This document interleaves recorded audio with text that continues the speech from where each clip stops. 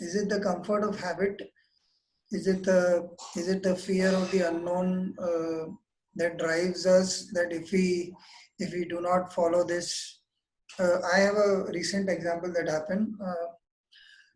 We spend an entire month in India called Shraddh, where we actually do a set of rituals uh, which are supposed to appease our forefathers and make them happy. And every religion has different ways of doing it, but it is an important aspect of acknowledging our past in a way, which is an interesting thing. So I was talking to this friend of mine whose cousin was undergoing one kind of puja for somebody who had passed away. The Panditji was quite had the gift of gab and said the right things at the right time, which made the cousin cry and give Yeah, more like money. So she was describing this to me, and she said, in 2 days, the same kind of ritual is going to be done in my place. I said, look, if you are so against it, you needn't do it. She said, it's been done over years. And suddenly, one fine day, I can't pick up cudgels with the community and say, I won't do it. So it's okay, let him come one day and I will restrain my emotions. Although he is very good with these things, I will control myself and I'll do what is required to be done. So I was also quite, I like the fact that you are acknowledging that you had parents or you had grandparents or you had people that you want to remember. I personally think it's a wonderful thing in a very small, as a very small gesture saying, I love you to whosoever you loved at some point of time. Um, so I called up my mother, and we don't do such rituals. I said, "Are we supposed to do something like this for our dad and all?" She said, "Look, this year I kind of decided that we are not going to get into ritualistic things. We've been not doing it for a while, but what we'll do is we'll go donate something on that particular day and pray for whoever has been departed on that particular day. My dad, my grandfather, grandmother." I said, yeah, this is good enough. As far as I'm concerned, that action is really unimportant. The sentiment, the intent to to do good to both the living and in a way as a good memory of the dead, I think it kind of made me feel good. My question is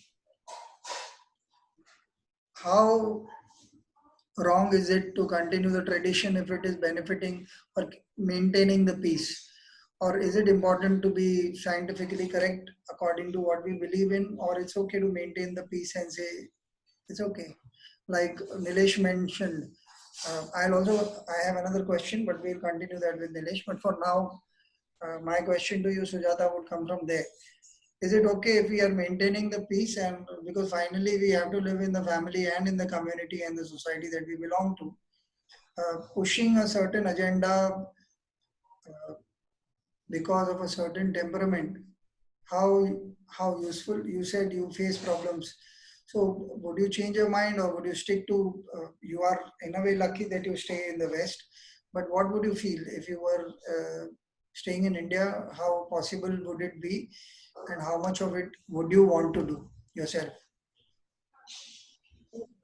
no, that's a very good question. I'll answer it in two parts. So I have only been living in the UK for the last 15 years. Okay. But before that, I have been in India. I have been exposed to a lot of these rituals and stuff. Depending upon where, who is trying to get the ritual done, I think that is how my responses would change. It also depends who that person is, because it's just not the ritualist thing, right? I mean, when somebody is asking you to do something which you don't entirely believe in, you also start questioning, okay, are you just preaching something that you are never going to practice? So it leads to a lot of other questions for me within myself. So I feel rituals are something that shouldn't really be enforced. And if you don't want to be a part of it, you shouldn't try to be disruptive. That's how I go about doing things.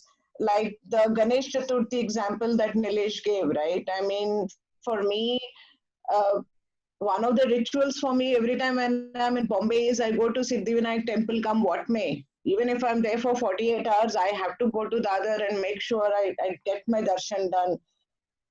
For me, that is something, it doesn't disrupt anybody's schedule or anything, right? I can just get into a taxi or a train and go and get it done. So it is person, it's, I'm not dependent on anybody else to get the ritual done. Neither I expect somebody else to accompany me. It's a different issue that my family will make a picnic out of it. We will hire a Innova, my parents will come and we'll do all those things. So I personally feel as long as they are not enforced, I think it should be fine. Having said that, you spoke about the Shraddh thing that we do to appease our ancestors or somebody. I lost somebody very dear about 5 years back, and I choose to remember this person very differently. And my family back home, they also do something very different. I mean, on this person's birthday, they will distribute chocolates and sweets and toys. They'll go to the people sitting outside of the temple, whatever this person used to eat when this person was alive, whether it's chocolates or fruity or things like that. That is a way for them to remember the soul. So that is what I also do, right? I mean, we still go and cut a cake, blow some balloons. I mean, it is a bittersweet day, but you try and remember the good times.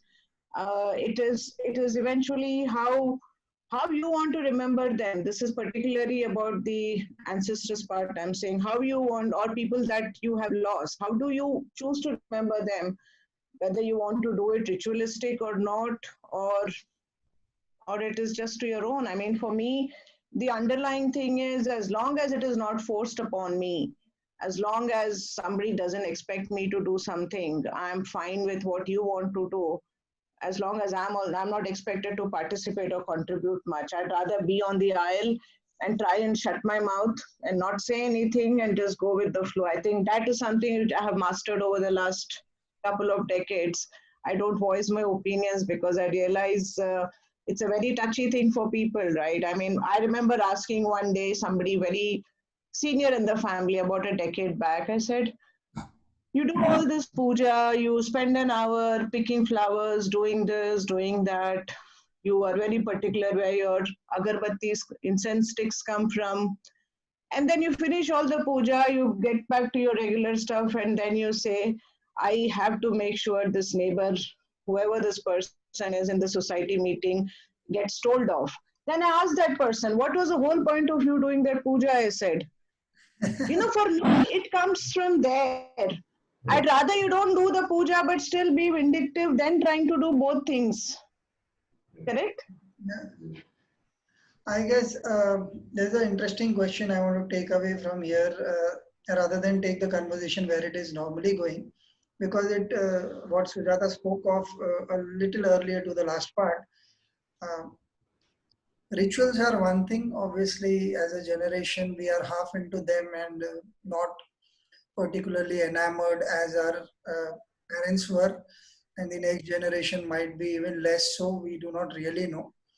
But that's not really the point of this conversation. I now want to bring it to a point where, uh, when you spoke about celebrating Ganesh Chaturthi at your home, uh, and somehow the Shraddh thing came into our conversation.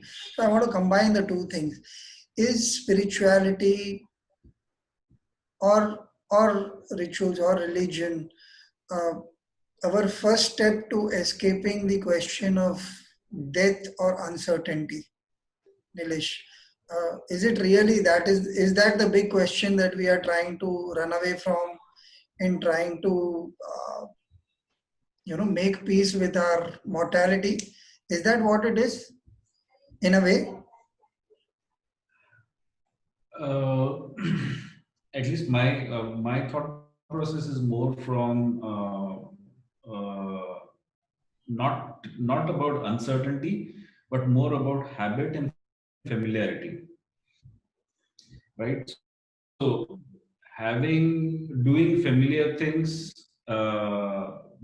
puts you at ease, right? You're doing these things.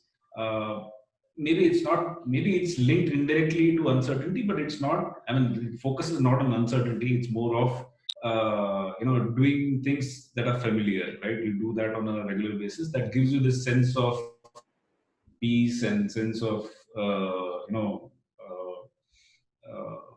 sense of peace, basically, right? I mean, that you things are fine, right? I mean, they are in order. Yeah, maybe that is what it is. Yeah. So indirectly, it can be linked to uncertainty, but yes, that for me that has been what it is, right? Doing all these things, right? Even for the Shraddh, we do Shraddh on a yearly basis, right? We also do it for my father and for my grandfather also, right? So yeah, this is about remembering them. Right? So it's again from a sense of you can say that habit, right? I mean, so habit puts you at ease because you're doing certain things in a certain way. You're familiar with it, right? You stay oriented, right? Uh, from a mind perspective. So for me, whatever I do, right? I mean, it's more about feeding my spirit, right? It's about making sure that my things are familiar, things are going fine, everything is in order, and we go ahead with what we are supposed to do, right? Whatever our purpose is, whatever today's goals are, this year's goals are, this decade's goals are, things like that, right? So that is more of how it goes on in my mind, right? Okay. So, yeah. I, do you want me to pause and go to the next episode because we hardly have 7 minutes left? So might as